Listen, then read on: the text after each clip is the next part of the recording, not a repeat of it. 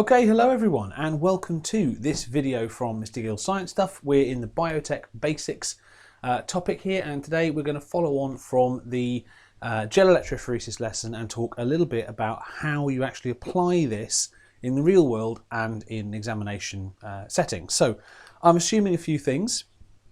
One, that you have covered all the stuff up to this point.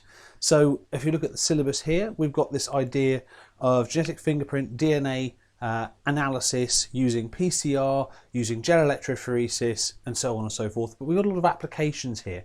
As you can see down here, we've got an awful lot of students should be able to, right? Which basically gives you a clue of what you might be asked to do in an exam. So we've got explain the biological principles that underpin genetic fingerprinting techniques, interpreting data of gel electrophoresis, and explain why scientists might use genetic fingerprints in fields of forensics, medical diagnosis, and animal and plant breeding. So this is going to be quite an applied one. It's going to require some logical thinking. I'm going to keep it quite brief because really the best thing you can actually do is go away and do some practice. So hopefully by now you may even have had chance to use a pipette, and you should know what gel electrophoresis looks like. You should be experts with stabbing your pipette into a pipette tip box and firing them off into a waste bin, some such thing, and hopefully you might have even developed your own little pipette tip personality. Right, so as I say, important pre-knowledge here, and if you don't know this, go back and watch that particular video on the gel electrophoresis topic. So the idea here,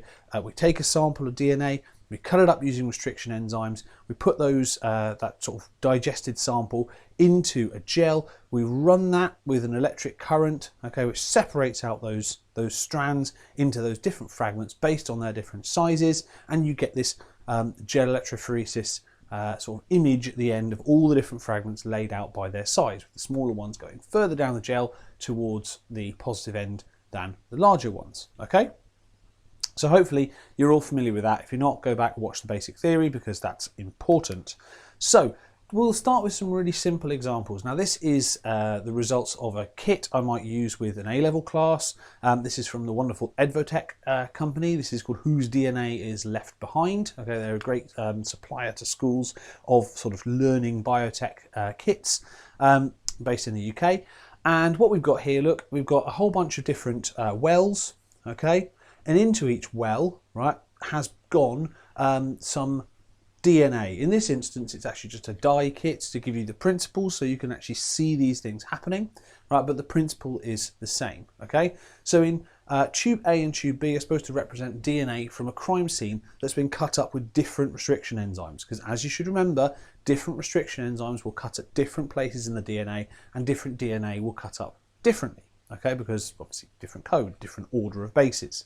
Now, the reason we use multiple different digests, multiple different restriction enzymes, is because one restriction enzyme might not give us enough differentiation, enough differences in those fragment sizes to tell definitively which suspect was at a crime scene or which species is related to whichever other species. Okay, so in this instance here, we've got crime scene DNA cut up with one set, crime scene DNA cut up with a second set, and we've got two suspects. And both those suspects have given DNA, and they have been cut up with the same restriction enzymes. So suspect 1 DNA 1 is cut up with the same restriction enzymes as crime scene DNA 1 and suspect 2 DNA 1. Okay, so those are all done using the first restriction digest. And then the same for number 2, crime scene DNA 2, suspect 1 DNA 2, suspect 2 DNA 2. And these are all our results. As you can see, we run them in our little gel electrophoresis tanks there, and we've got some separation. Now the first ones here, right, these sort of two rows there are crime scenes. As you can see, we've got this band here in crime scene 1, and then this band here in our very light band here, which obviously is a dye that's red rather than real DNA. And the idea is that we would have to compare the suspects. So this here, look, is suspect number 1, these two rows, and this over here is suspect number 2. Okay, so in this instance, we'd look across. So crime scene 1 and suspect 1. Okay, well, that band is in the same place as is that band, and that band's in the same place as is that band. So with enzyme number 1, we've actually got a match with suspect number 1. But unfortunately, this is the problem with using only one enzyme. We've also got a match with suspect number 2. Okay, they're sort of in the same place. So actually, just using that one enzyme would not give us that differentiation to make it clear who's who. However, in this instance, look, right, for crime scene DNA cut up in the second way, right, we've got very, very heavy, very, very light. And in suspect number 1, we've got that very, very light band, but we see a gap here, right? We see a big old gap there where this one should be, whereas suspect number 2, right, suspect number 2 over here, right, actually has the same matching one. So in this instance, we would probably conclude that suspect number 2 was the person who had the matching DNA from that was found at the crime scene. Okay, now if this is a kind of thing that came up in an exam, obviously it would look more like the diagram in the top corner there on an exam paper. You would literally be expected to state which bands were present. So draw your conclusion, sure, but which bands give you that information. Circle them on the exam paper, or say, if they're numbered, band number 2 is present in the crime scene, but not present in suspect number whatever it is. Okay. So that's our first example. Now that's quite a simple example, of course. Now this is just a kit using dyes. Absolutely brilliant for teaching A-level students. This, highly recommend if you get to do this practical that you do so. It's a fantastic way to get your head around how electrophoresis works and how pipettes work, and you know, learn those basic lab skills. However, in reality, DNA fingerprints look a lot more complicated, right? So this is for example, one cut up here, and you've even got identical twins there, but that takes quite a bit of identification. Now, if you're the Forensics Science Service, if you're a forensics provider in the UK, or anywhere indeed, you're not going to cut up the whole genome, right? You're not going to look at the entire genome cut up, because that would be just millions and millions and millions of fragments, and it would get so confusing and complicated to look at.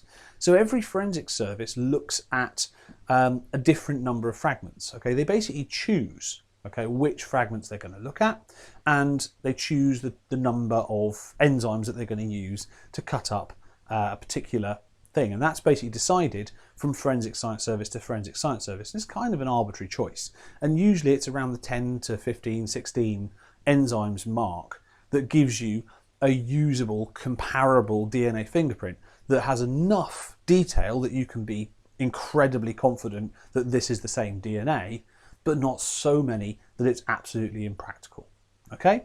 So, as you can see, in reality, it's an awful lot more complicated than our little dye example there. Okay? So, what fragments are we talking about? What are good fragments to look at if you're a forensic science service, if you're looking for breeding, if you're looking to look at how related things are? Well, there are these wonderful little fragments that we know of called VNTRs, or variable number tandem repeats. And these tend to be sections of DNA that are repetitive, and they're non-coding DNA, which means they're highly variable, right? It would be no good, really, you looking at some kind of really crucial bit of DNA in humans, like some really important protein in respiration, right? Like your cytochrome ferredoxin NAD reductase or something like that, that has to be, or the ATP synthase molecule, that has to be there in its proper format, or else the person's dead, because the fragments are going to be the same, likely the same across different people, right? But these variable number tandem repeats are non-coding DNA, so they're highly variable across different people, right? They vary in length massively, hence the variable number tandem repeats, okay? And they're basically in the same place between the same sort of cut sites, okay? But the length varies. So they're ideal targets, okay? They're absolutely ideal targets for a forensic science service to look at, right, to pick out, okay? Because when you look at enough of these, right, again, you can look at 10, 15 of these, there is almost zero probability that by random chance, your variable number tandem repeats are going to be the same size as somebody else's variable number tandem repeats, okay? They're these sort of junky, non-coding DNA bits that have got sort of these sequences of DNA that just repeat a certain number of different times. And if we look at these ones here, look, so this might be 4 different individuals, right, who have the same, that's the same variable number tandem repeat, but as you can see, each block is a block of code that's repeating a different time. And there's an enzyme cut site on this end, and there's an enzyme cut site on that end. And that's true of all 4 of those, okay? So when you cut those out and run them on a gel, they're all going to give you a different band, which gives you the ability to tell the difference between people, okay? And of course you get a measure of relatedness, because it stands to reason the more closely related you are to somebody else, the more similar, if not exactly the same, your variable number tandem repeats are going to be, okay? So absolutely brilliant way to do really robust forensics work, but with very, very very easy, clear results and not having to sequence entire genomes or cut up entire genomes. It doesn't work particularly well if you've got identical twins, which there was a case in France a few years ago where identical twins, one was implicated in the crime, and the forensic service had to do something incredibly complicated to look at way more DNA to find small differences in the DNA between identical twins, which, you know, we're always told aren't there, but there are some very tiny differences. But for 99.9% of the examples, this is absolutely foolproof. So in terms of other terms you might see, now variable number tandem repeats is the one that's on your spec, but you might see these little areas of repeating DNA referred to as mini-satellite regions or microsatellite regions.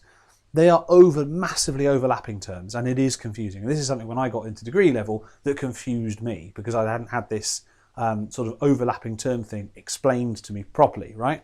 So in terms of a mini satellite region, that's basically where you've got this chunk of maybe 10 to 60 bases that repeats a certain number of times, somewhere between 5 and 50 repeats. Microsatellites are between 1 and 6 repeating bits of base, and they repeat also between 5 and 50. Now they both come under the umbrella term variable number tandem repeats, but you often see in textbooks or articles written mini satellite regions, microsatellite regions. We are talking about largely the same thing here, repeating chunks of DNA that vary between restriction enzyme cut sites and can therefore be used for identification. Okay, lovely. So moving on then, here's another example, right? And a thing I mentioned last time, which is a really useful thing and a really common exam question. How can you actually tell how big these chunks are? How can you actually tell how big the variable number tandem repeats are, how many repeats you've got?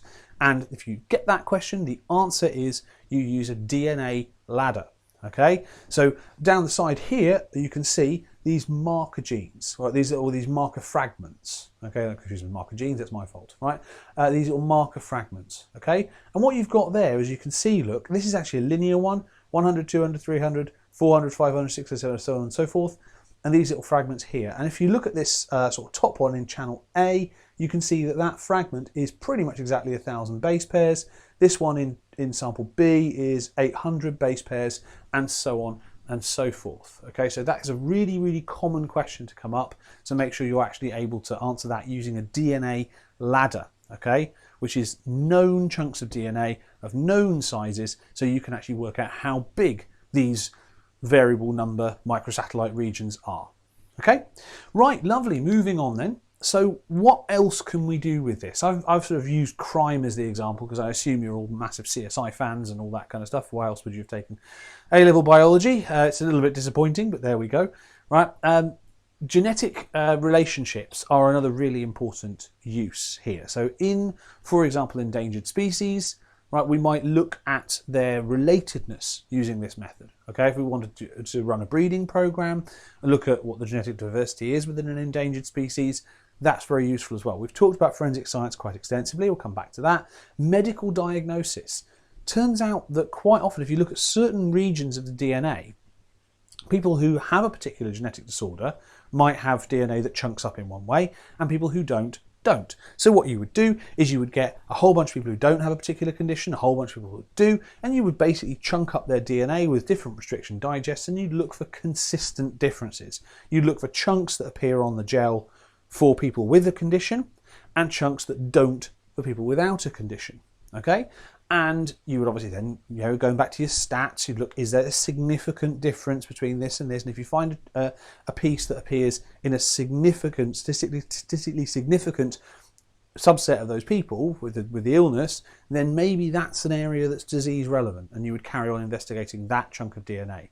And of course, plant and animal breeding, as we've said, if you want to keep genetic diversity up, it's quite useful to know how related two individuals are, particularly if you're looking at a rare a rare species or one that's been heavily selectively bred in agriculture. Okay, so let's have a look at an example in breeding and relatedness. The famous Galapagos finches. Okay, so you've got species X, species Y, species Z. Now, as it is, having been to the Galapagos, I can tell you, and there's various pictures and videos of that on other videos on the channel, I can tell you that the finches really aren't struggling because they're actually feeding on human food, so they're basically occupying the niche of a seagull.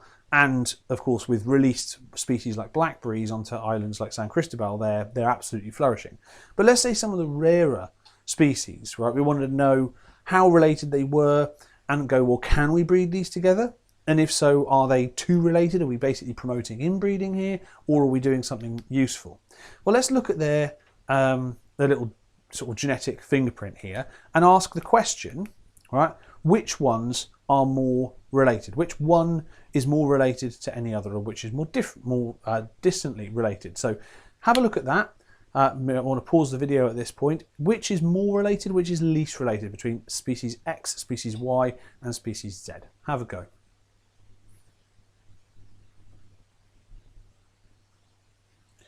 Okay, let's crack on then. So the number of different bands, obviously, that match up, right, determines how related they are.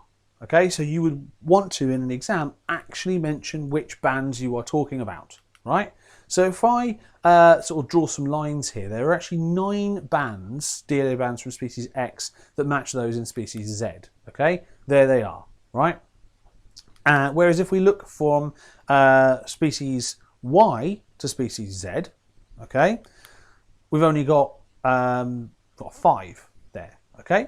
So while there are some matching bands between species Y and species Z, species X is more related to species Z. Okay, so the genetic relationship is greatest between species X and species Z. Now, depending on what question you're asking, is this a breeding program? You're just trying to find out what's related to what? Are you trying to look into evolutionary history, right? Then you might make some decisions based on which one's more or less related to each other. Okay?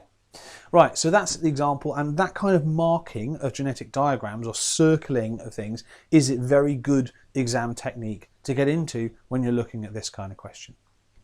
Right, let's have a look at a forensics example. Of course, we all know that if you go onto a crime scene and there's a serious crime, your forensic scientists will go in dressed up in their, big sort of overalls so they don't contaminate with a little cell or whatever that then gets amplified up in PCR so they get implicated as the murderer or whatever it might be. But let's say you've got victims' DNA here, right? We basically always take the victim's DNA so we can exclude that from the from the sort of analysis, because we know the victim's the victim, right? So we exclude the victim. Specimen, right, might be whatever's found at the crime scene. I don't know. Let's say there was a struggle during a murder, and you find some cells underneath the nails of the victim. Right, that's a classic TV trope, isn't it? You got that. You might have some DNA on the handle of a murder weapon or something like that. Okay, or any other sample that you likely think would link to the perpetrator, right? And you've got some suspects, okay? Suspect 1, Suspect 2, Suspect 3. Okay, now as you can see, have a look at this. It should take you absolutely no time at all to work out who the match is. And of course, we worked out that it is suspect number 1. Now this, of course, requires you to have suspects, okay? This requires you to be able to get their DNA and have reasonable cause to get their DNA. And there's a lot of debate about the ethics of whether or not there should be a national DNA database. Should people be able to get hold of your DNA? Should they be able to use other relatives' DNA? And if I say, well, we've got this guy's DNA and it's quite similar, so maybe it was their brother or sister or whatever, something like that. And there's a huge amount of privacy concerns and ethics involved in that. But that is for another lesson. Okay?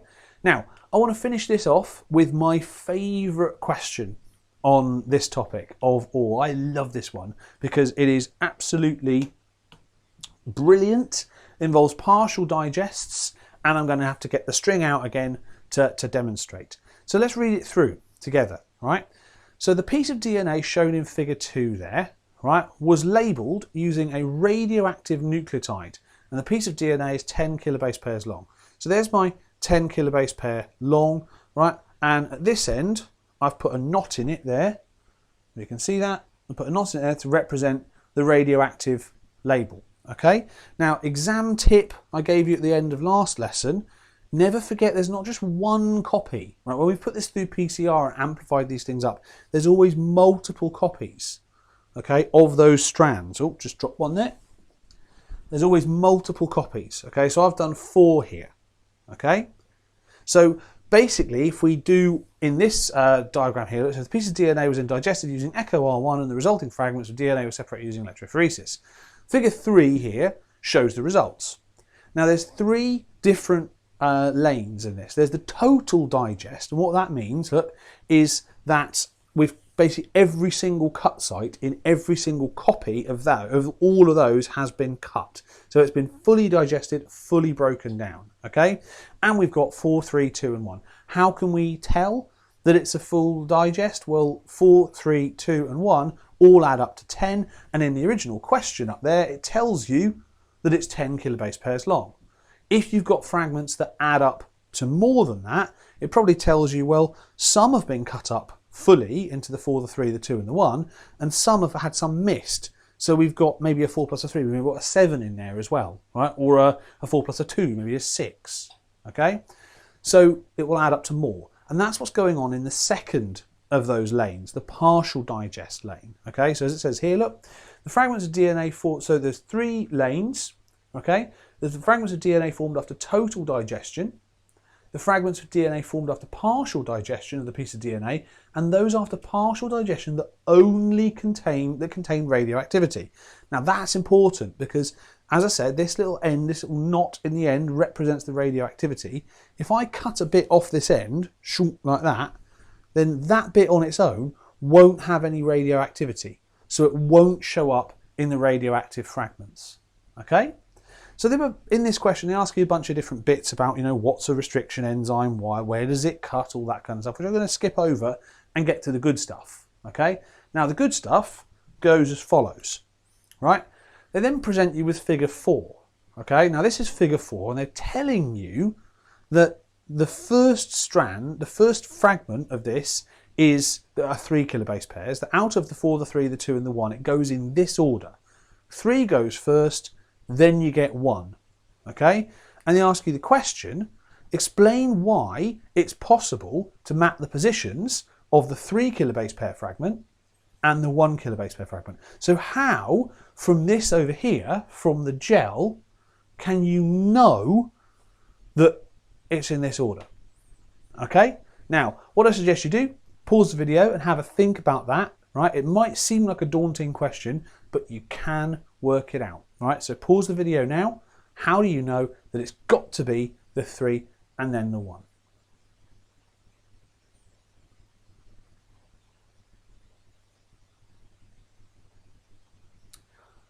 Okay, so let's have a look at how we might go about working this out.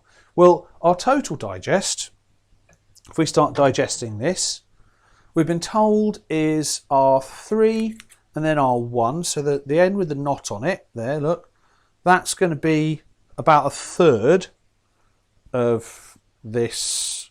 That's going to be about a third. That's the 3 there, look, and that then is going to be, the next one is going to be the 1. That's what we're being told in the question. Okay?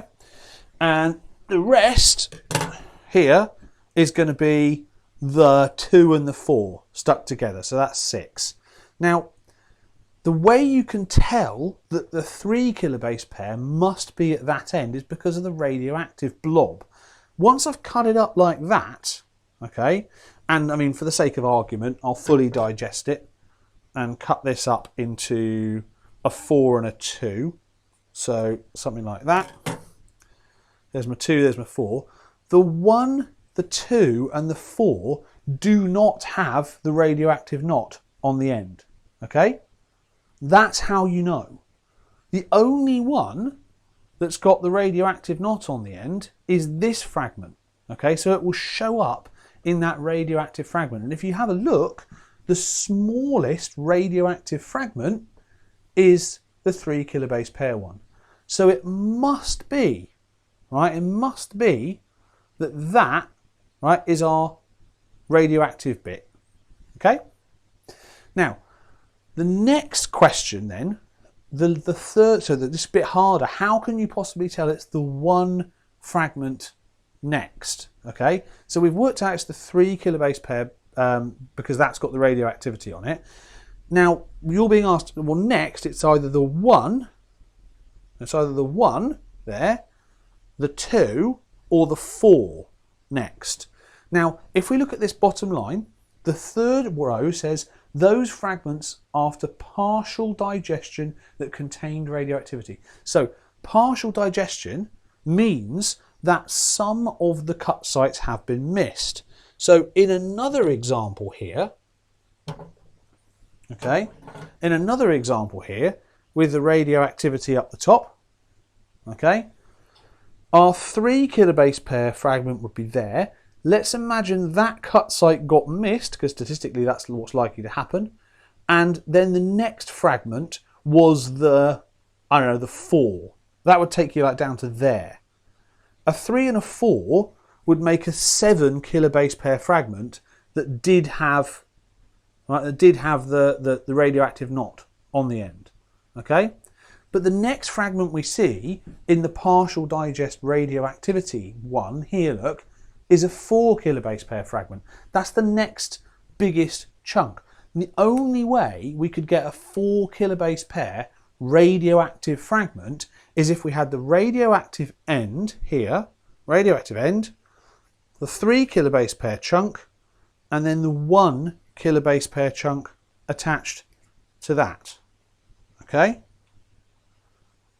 And that gives us our 4 kilobase pair radioactive fragment. Okay, so that's another copy of the DNA, or another number of copies of the DNA that got cut up in that way of sticking the 3 and the 4, 3 and the 1 together to make a 4. Okay, and if we look at the, again, look back at the gel, 4 kilobase pair in the radioactive fragments, that is the only way we could make a 4 kilobase pair radioactive fragment. Now you could, I haven't given you the numbers for this, but you could carry on and try and work that out. I reckon the gap between the 4 kilobase pair radioactive fragment and the next radioactive fragment is slightly smaller. So I reckon that, where is it? This gap here is slightly smaller than this gap here. So we've only got the 2 kilobase pair and the 4 kilobase pair fragments left to play with. So I would reckon it's got to be the 2 kilobase pair next and then the 4, right? But the question doesn't go that far. But, you know, you can see how that logic would work if they're giving you a few more numbers, okay? So bearing that sort of partial digest thing in mind, okay, the idea that we've got multiple copies of each one, it isn't actually that difficult to work out. But the best thing you can do, right, is go and do some practice. Now, partial digests are hard. This is the hardest it could be. One of these questions could be, right? Very top level one it could be. A lot of them will be more straightforward than this, right? And I actually posed this question and said I'd give this question to A-level students to a professor at my old university at Warwick, and he basically said, I've got grad students who couldn't do that, right? So if you were understood and you can go through that and you can work that out, then you are truly working at top level A-level standard. It does require a little bit of logical thinking, but the very best thing you can do is go away and do some practice. Okay, so off you go then, do some practice questions, right? Get used to this idea, and if it comes up, you'll be absolutely set. And I'll see you next time for the next Biotech video. Thanks very much.